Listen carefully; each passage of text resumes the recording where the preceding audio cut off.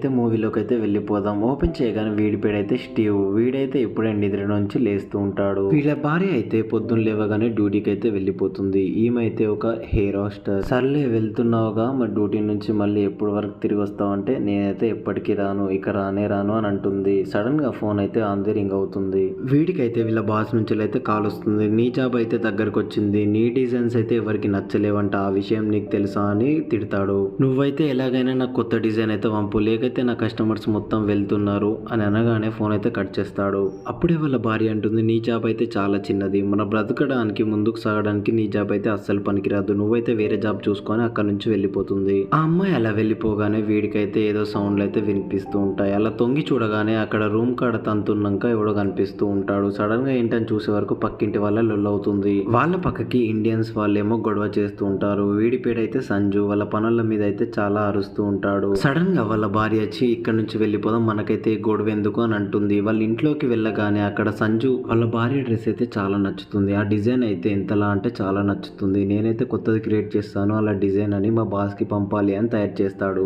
ఆ డిజైన్ ప్రింట్లు తీపిచ్చి వాళ్ళ బాస్ కి అయితే పంపిస్తాడు. వాళ్ళ బాస్ కూడా చాలా ఆనందంగా ఫీల్ అవుతాడు. కొన్ని రోజుల తర్వాత దానిపైన డ్రెస్లే క్రియేట్ అవుతాయి. అలా కొన్ని రోజుల నుంచి ఒక స్టేట్ నుంచి ఇంకో స్టేట్ దాకా అయితే అతని డ్రెస్సులు మొత్తం తిరుగుతూనే ఉంటాయి. అలా ఎందరో డ్రెస్సులు చూసుకొని వెళ్తూ ఉంటారు. ఈ అమ్మాయికి చాలా నచ్చుతుంది. ఈ అమ్మాయి పేరైతే జీవ.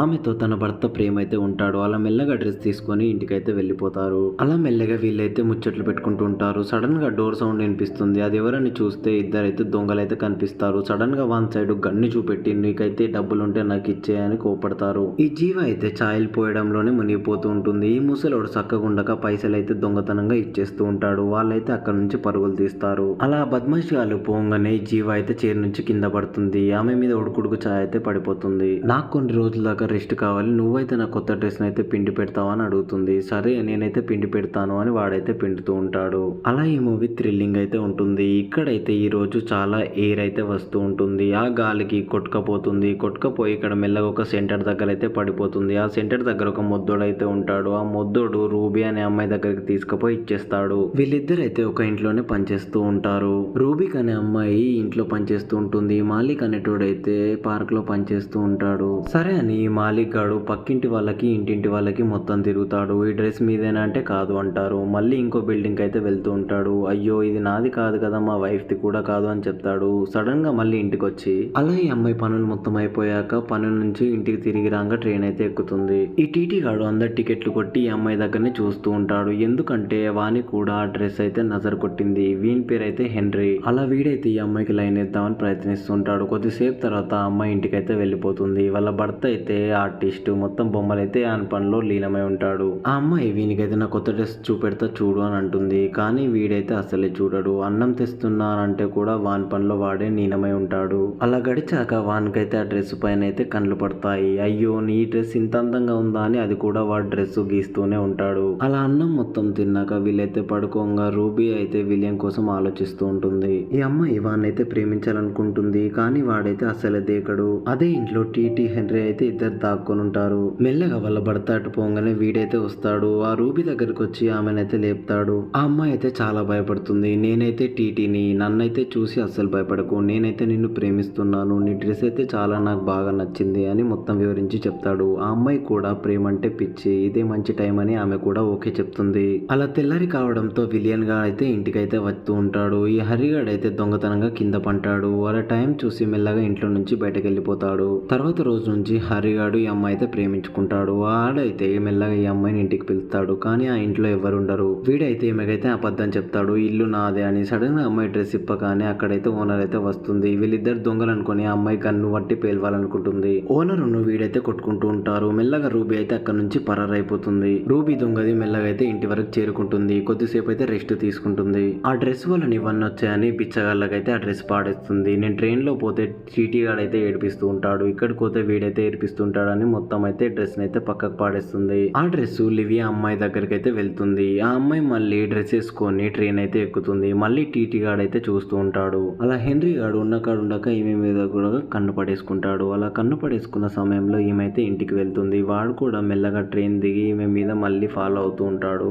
వీడికైతే ఆ డ్రెస్ వేసుకుంటే వాళ్ళ మీద అయితే పిచ్చి అయితే అస్సలు పోదు. ఇంటికి వస్తే ఇంటికాడ నిద్ర కూడా ఈ అమ్మాయి డ్రెస్ మొత్తం కనిపిస్తూ ఉంటుంది. ఈ అమ్మాయి అయితే వాళ్ళ మమ్మీ డాడీ తోటి అయితే ఒక రూమ్ లో అయితే ఉంటుంది. అలా అదే రోజు సాయంత్రం వీళ్ళ అమ్మకైతే పని పడుతుంది. 2 రోజులైతే వీళ్ళిద్దరైతే బయటకు వెళ్తారు. ఈ అమ్మాయి మళ్ళీ ఇంట్లో ఒక్కదాన్నే ఉంటుంది. హెర్రీ గాడు ఇవ్వలేని సాయం చూసి నేనైతే ఊరు నుంచి వచ్చాను, నాకైతే కొన్ని వాటర్ కావాలి, మీరైతే ఇస్తారా అని అడుగుతాడు. ఈ అమ్మాయి ఒక్క నిమిషం ఉండు, నేనైతే వాటర్ తీసుకొస్తాను అని చెప్తుంది. అదే మంచి సమయం అని వీడైతే లోపలికైతే వచ్చేస్తాడు. ఆ అమ్మాయి అలా చూసి అయితే పరిశాన్ అవుతుంది. అలా వాటర్ తాగి వాడైతే వెళ్ళిపోతాడు. రాత్రి ఈ అమ్మాయి ఒక్కతే టీవీ చూస్తూ ఉంటుంది. ఇదే మంచి టైం అని మళ్ళీ వాడైతే దొంగతనంగా వచ్చి ఆమె మూతైతే పట్టుకుంటాడు. నేను చెప్పేదైతే నువ్వంటే నాకు ఇష్టం, నీ మీద అయితే పిచ్చి పాడేసుకున్నాను, నేను చెప్పిన మాట వింటే నీ ప్రాణాలు అయితే కాపాడుకోవచ్చు, లేకపోతే చంపేస్తాను అంటే సరే నేను చెప్పిన మాట వింటాను అని అంటుంది. సరే నేనైతే నువ్వు డ్రెస్ లేకుండా చూడాలనుకుంటున్నాను, డ్రెస్ తీ అని చెప్తాడు. ఆ అమ్మాయి మెల్లగా డ్రెస్ తీస్తుంది. వీడైతే రాత్రి మొత్తం ఆ అమ్మాయితో గడిపి తెల్లారైతే బయటకు వెళ్ళిపోతాడు.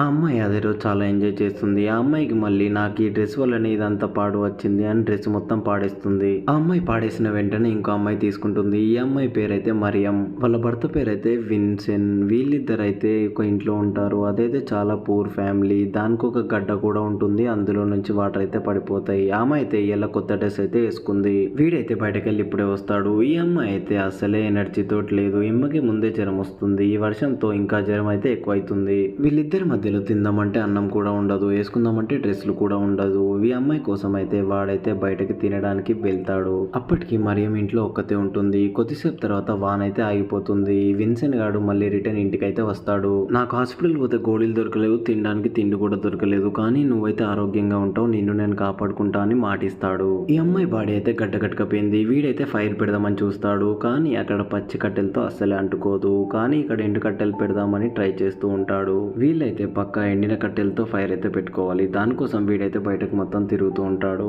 వాడు అలా ఇంటికి రావడంతో మరియం అయితే అక్కడికక్కడికే ప్రాణాలు అయితే కోల్పోతుంది. ఆమె డ్రెస్ అయితే కొంచెం కనిపిస్తుంటుంది. ఆ డ్రెస్ తీసుకొని వాడైతే ఒక బాక్స్ లో దాచిపెట్టుకుంటుంటాడు. వాడేం చేయలేక ఆ శవాన్ని అక్కడనే పెట్టి వదిలిపోతాడు. అలా డ్రెస్ తీసుకొని ఆమె మెడకైతే కట్టుకుంటాడు. ఆమె మెడది వీడికైతే కట్టుకోగా అలా చూస్తూ ఉండగా మెల్లగా గవర్నమెంట్ అంబులెన్స్ అయితే వచ్చి ఉంటుంది. అలా కొద్దిసేపు తర్వాత అందరిని అడుక్కుంటూ ఉంటాడు. అలా అడుక్కున్నా కూడా ఎవరేమియ్యరు. ఆమె శవాన్ని అయితే అందరు తీసుకుపోతూ ఉంటారు. అలా వీడు ఏడ్చుకుంటా మెల్లగా బట్ట ముక్క అయితే కింద పడేస్తాడు. ఈ మిషన్ తీసుకుపోయి బట్ట ముక్కను కూడా లేపకపోతుంది. అలాగే ఈ అమ్మాయిని కూడా కాలు పెట్టడానికి రెడీ ఉంటారు. కొద్దిసేపు తర్వాత ఆమె బాడీ మొత్తం అయితే పొగల్లాగా వెళ్ళిపోతుంది. అదే రోజు ఈ అమ్మాయి డ్రెస్ ఎప్పుడు వేసుకుంది అదే రోజు ఆమె శవమై ఉంటుంది.